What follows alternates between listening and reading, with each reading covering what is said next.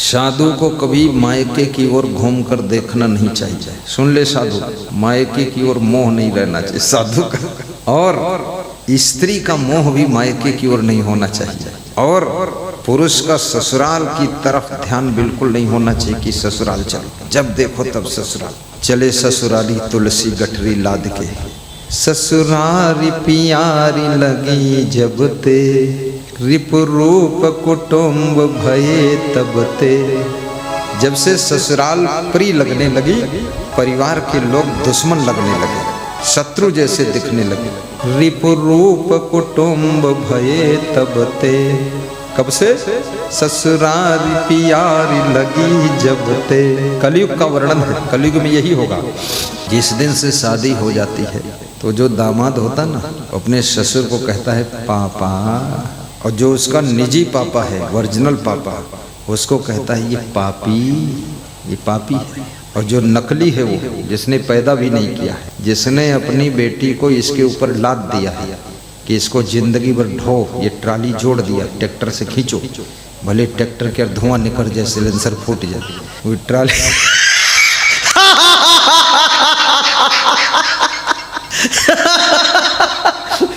किसी किसी का एक सिलेंडर का ट्रैक्टर वो लोड ही नहीं, ट्राली उल्टी जाती है, ट्रैक्टर फट फट फट फट।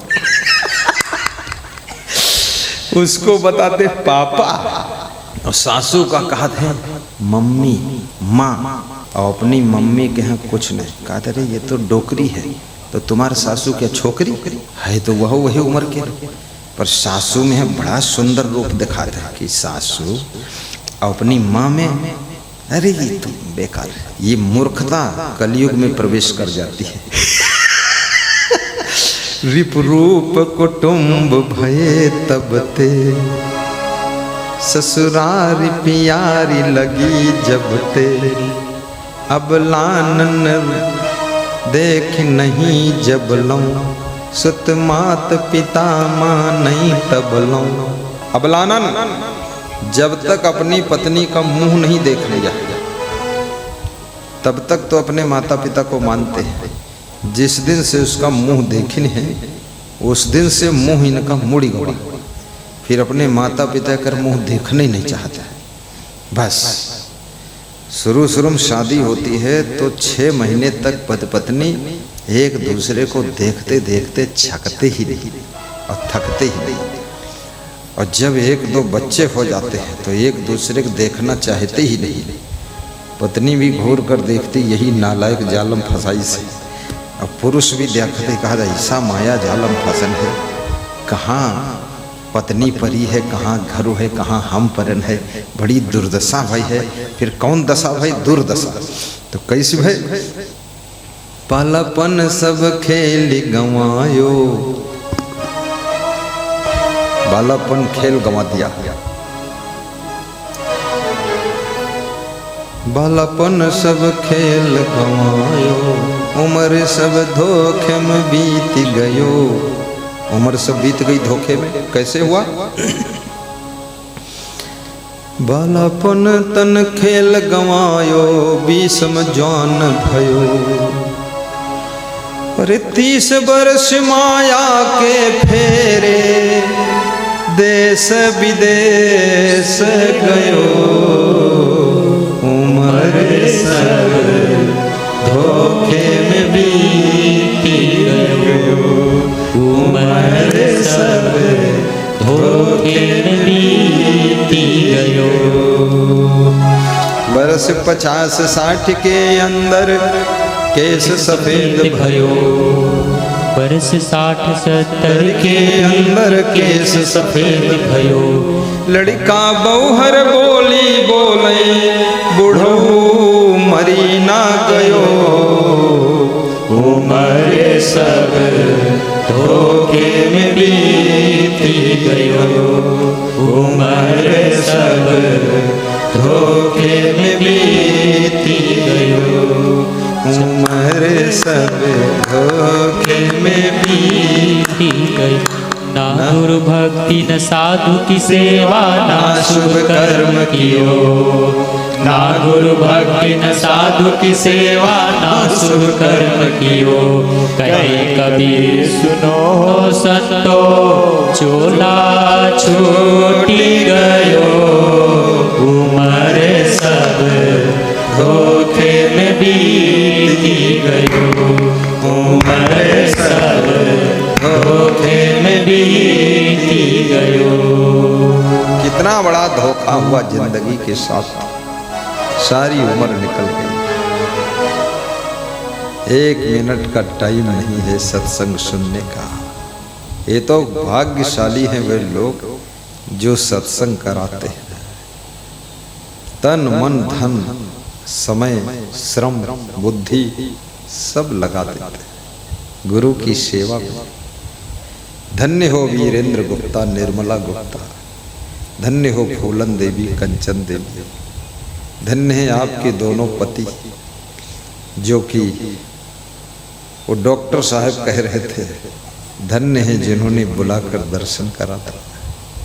टीवी में देखते थे, यूट्यूब में देखते थे, कभी उम्मीद नहीं थी मेरे खोटारी में आएंगे कभी, लेकिन वीरेंद्र गुप्ता की श्रद्धा, खोटारी ग्रामवासियों का पुण्य आज हम जैसे संत को आपके गांव में खींच कर ले आया है और 3 दिन यहीं रखेगा, जाने नहीं देगा।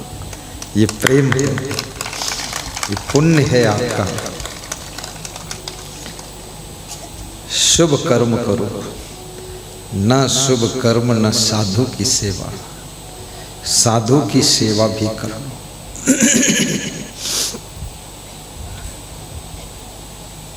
ज्यादा साधुओं पर संदेह मत करो। कुछ साधु गलत कर्मों में पकड़े गए, इसका मतलब ये नहीं कि सभी साधु गलत है। कुछ स्त्रियां बेविचार में पकड़ी गई हैं, इसका मतलब ये नहीं सभी स्त्रियां बेविचारिणी हैं। कुछ पुरुष नालायकी में पकड़े गए हैं, इसका मतलब ये नहीं सभी पुरुष नालायक हैं।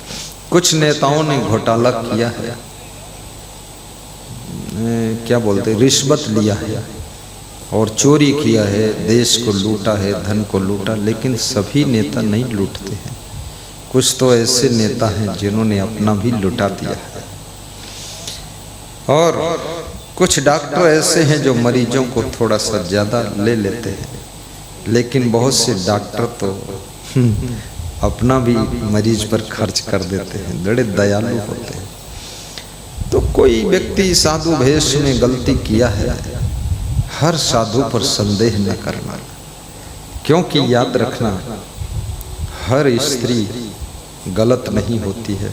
बहुत सी स्त्रियां तो बड़ी पवित्र होती है। हर पुरुष गलत नहीं होता है, हर पुरुष चोर नहीं होता है। बहुत से पुरुष दाता होते हैं, चोर नहीं होते हैं। किसी की कौड़ी लेना नहीं चाहते हैं, फोकट की अपना दे देना चाहते हैं। ऐसे महान लोग होते हैं। अब जिस मनुष्य को देखो तुम्हें संदेह हो रहा है, ऐसा संदेह मत करो। दयालु बनो, शुभ कर्म करो, साधु संत का आदर भी करो, और आश्रम में भी मदद करो। साधु संत का आश्रम, साधु तो उसमें 10 रहेगा, 20 रहेगा, लेकिन 10,000 भगत रहेगा। इसलिए हर भगत को गुरु जी का आश्रम बन रहा हो तो उसमें दिल खोलकर योगदान, धन दान, श्रम दान, समय दान करना चाहिए। क्योंकि घर माया मोह का स्टेशन होता है, आश्रम माया मोह को कम करने वाला सेंटर होता है। आश्रम और घर में अंतर होता है। घर में जंजाल होता है और आश्रम में ज्ञान भक्ति का भंडार होता है। हमारे आश्रम जो गए हैं, आश्रम का माहौल ही कुछ और होता है। आश्रम के कण कण में ज्ञान झलकता है। आश्रम की हवाएं भी बदन में स्पर्श करती हैं तो भक्ति की थपकी मारकर चली जाती हैं। आश्रम के फूल पौधे भी आपको झूमने की कला सिखा देते हैं। आश्रम वासियों का प्रेम आपको प्रेम से जीने का ढंग सिखा देता है। आश्रम की सफाई आपको साफ सुथरा रहने का अंदाज बता देता है। और आश्रम की setting, management and arrangement and settlement, super quality, ये सब आपको बहुत बड़ा संदेश दे देती है। आश्रम बहुत जरूरी होता है और घर भी बहुत जरूरी होता है। घर को ऐसे बनाओ, गुरु का फोटो रखो, हर दीवार में फोटो लगाओ। तुम्हारा घर तुम्हारे लिए गुरु का आश्रम ही जैसा होना चाहिए। और आश्रम को ऐसा बनाओ कि तुम्हारे लिए गुरु का आश्रम तुम्हारे घर से कम नहीं होना चाहिए, लगे कि ये भी मेरा ही है। आश्रम में अपनापन जागृत करो, अपने घर में गुरु का प्रभाव जागृत करो कि मेरा घर आश्रम है, ये गुरु की ही कुटिया है और इस कुटिया का मैं मैनेजमेंट करता हूँ। गुरु जी कभी आ जाएंगे, चरण उनके पड़ जाएंगे, बहुत अच्छी बात है। खिड़की खोलूं तो उनका दर्शन हो जाए। जीवन में एक बार भी गुरु का चरण तुम्हारे घर में पड़ जाए तो उस धरती का कण कण पावन हो जाता है। चरणामृत भी अगर उनका तुम पान कर लो तो अपना शरीर पावन हो जाता है। और चरणामृत छिड़क दो तो वो धरती पवित्र हो जाती है। कोशिश करो आपके गुरु की कथा एक बार आपके गांव में हो जाए। जैसे खुटहरी में कथा हो रही है, जैसे मोहनपुर में ये दुख निवारण कथा हो चुकी है, ऐसे आपके यहाँ भी कथा होना चाहिए। जैसे झुकली संग्रामपुरा में मीरा दासिन के द्वारा कथा हुई थी। ये कथा मन की व्यथा को दूर करने की कथा है। हर आदमी की अपनी अपनी कथा है, अपनी अपनी जिंदगी की विचित्र विचित्र कहानी है। उस कहानी में ऐसी कहानी है कि आंखों में आंसुओं का पानी है, ऐसी कहानी है कि आंखों में आंसुओं का पानी है। लेकिन अगर गुरु की कथा उसमें जुड़ जाए तो याद रखना वो जीवन की कहानी भी सुखद कहानी हो जाएगी, सुखद कहानी हो जाएगी। गुरु का सत्संग रोज सुनो। मोबाइल के द्वारा 10 मिनट आधा घंटा सुनते रहो, अनेक प्रवचन सुनते रहो, बड़ा रस आएगा, बड़ा आनंद मिलेगा।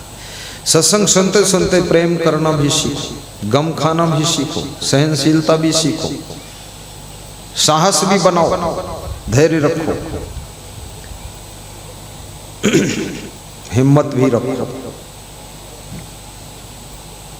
निडर रहो, प्रेमी बनो, व्यवहार कुशल बनो, वाक्पटु भी बनो, प्रसन्न चित्त भी रहो, स्वस्थ भी रहो। थोड़ा व्यायाम भी कर लो, एक्सरसाइज कर लो और रोज थोड़ा दान भी करो। नित्य ज्ञान, नित्य ध्यान और नित्य दान, ये 3 बातें जीवन को स्वर्ग बनाती है। नित्य ज्ञान सुनने से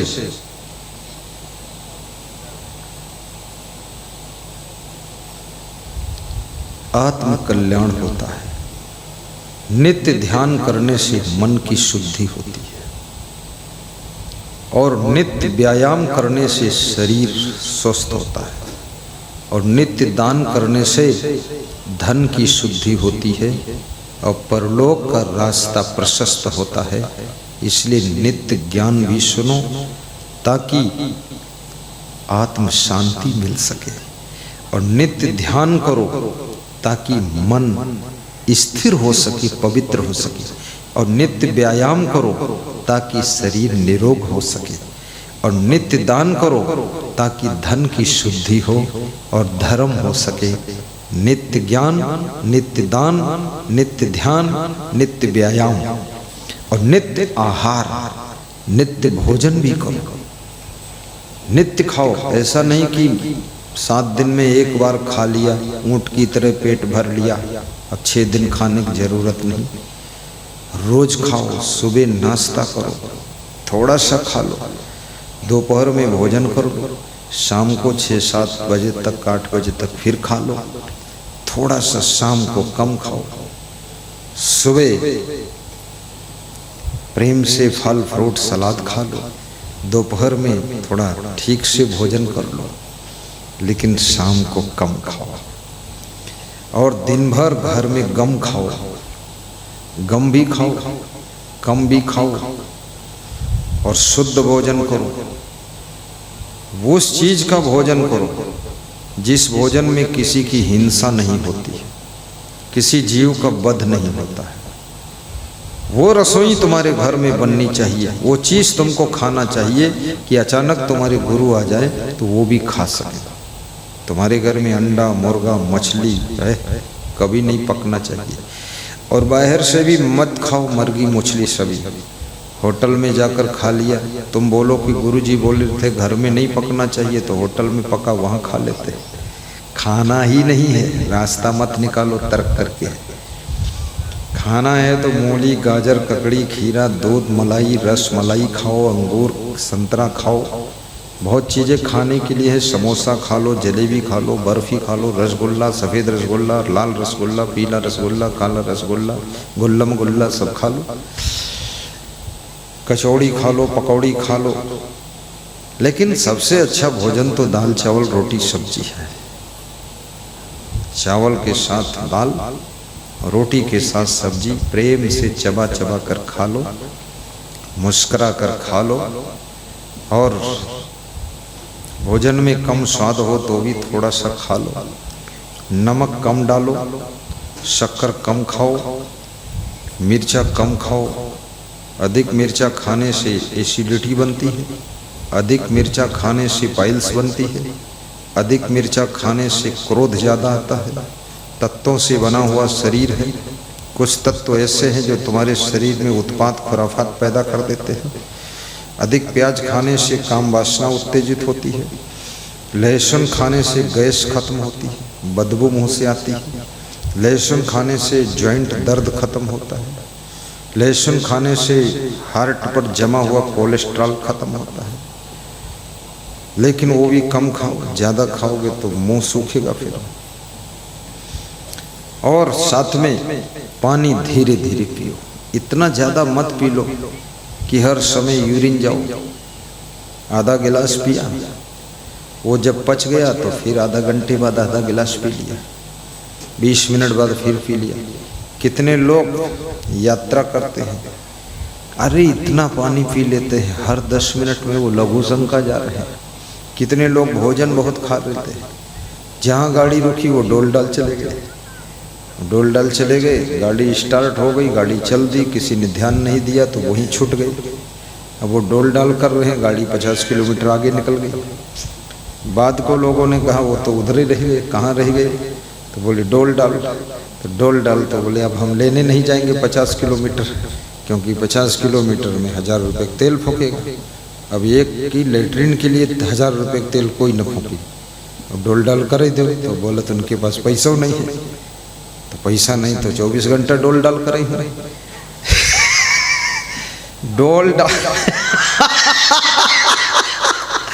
डोल डाल का भी मैनेजमेंट करिए सही, यूरिन का भी मैनेजमेंट होना चाहिए। हर समय तुम डोल डाल जाओगे, हर समय तुम लघु शंका जाओगे, हर समय खाना पीना कचर पचर लचर पचर, जब देखो तब सोओगे, जहाँ बैठो वहीं ऊँघोगे। ये जिंदगी सही सलामत जीने का ढंग नहीं है। ठीक से जाग कर बैठो, हर समय खाना भी नहीं चाहिए, नहीं, कम से कम एक बार खाओ तो 4 घंटे का डिफरेंस रहे, 6 घंटे का अंतर रहे, वो पच तो जाए। और भक्ति, आप काम करते रहो, भक्ति करते रहो, नाम जपते रहो, वक्त जीवन का यूं ही निकल जाएगा। यदि लगन सच्चे सदगुरु से लग जाएगी तो क्या होगा, तेरी जिंदगी का नक्शा बदल जाएगा। भक्ति ये नहीं कहती कि काम बंद कर दो, बिजनेस करो। आप जो बनाते हो फर्नीचर, दरवाजा, खिड़की, इंटीरियर और एक्सटर्नल जो भी बनाओ, खूब बनाओ। एक ज़्यादा ठेका ले लो, वो प्रॉफिट गुरु की सेवा में लगा दो। आप अगर ट्रैक्टर चलाते हैं 2-4 ट्रैक्टर और खरीद लो। अब उसमें आपका समय तो लग ही रहा है तो बढ़ा दो। भैंस पालते हैं, एक भैंस पालने से कोई फायदा नहीं, फिर 10 पालो, क्योंकि मैनेजमेंट तो वही सब करना है। थोड़ी नांद बढ़ा दो, थोड़ा खूंटा जंजीर बढ़ा दो, 1-2 लेबर बढ़ा दो। आज मैं एक गांव से पधरौनी करके आया, उस गांव का नाम भूल गया। तो उस गांव का एक भक्त मिला, दिनेश यादव, जिनके यहाँ पधरौनी गया था। उनका नाम था गुरुचरण यादव, उनकी पत्नी का नाम था चांदनी यादव। उनके भाई सब जुटे सेवा में, खूब सेवा किया, मालपुआ खीर बनाया, प्रेम बहुत था। तो चलते समय बोले, गुरु महाराज हमारे यहाँ कार्यक्रम कर दो। बोले 1 लाख हम देंगे पंडाल वंडाल के लिए, चारों भाई मिलके। तो हमने कहा 1 लाख नहीं, 50,000 तुम दे। बोले 1 लाख 50 नहीं। अरे हमने कहा उतनी क्षमता नहीं है, गुरु की भक्ति के जोश में मत बोलो। बोले जोश में नहीं, होश में हूँ। बोले दारू पीता सब पी जाता, सब बच गया आपकी कृपा से। तो हमने कहा ठीक है। तो दूसरा एक माता जी मिली, पुष्पा देवी नाम था शायद, वो बोली 20,000 हम देंगे। एक आदमी और है, निरंजन नाम था, बोला 50,000 हम देंगे, बाबा तुम आओ। तो एक दिनेश यादव है, बोले तुम छोड़ो बाबा, 50,000 1 लाख पूरे गांव से पैसा इकट्ठा करके सब हम कर लेंगे, तुम टाइम दो बाबा बस। बोले हमका पता ही नहीं चल पाओ, बाबा आए हैं, तुम चल दे हो तब हम जाने दौड़त आए हैं। काला आप अगर सत्संग हम सुनी थे यूट्यूब में, हाँ जौन ज्यादा सुन ली वो सुधरिन जाई तुम्हारे सत्संग से। तो बाबा तुम आओ, पैसे के बाद छोड़, पैसा हम फादिल दे दे। हम के हम फादिल लेबे न करी। लेकिन वो गरीब लोग हैं, गांव के लोग हैं, पर प्रेम बहुत है। ऐसे सत्संग हर गाँव। ये वीरेंद्र गुप्ता कोई अरबपति थोड़े,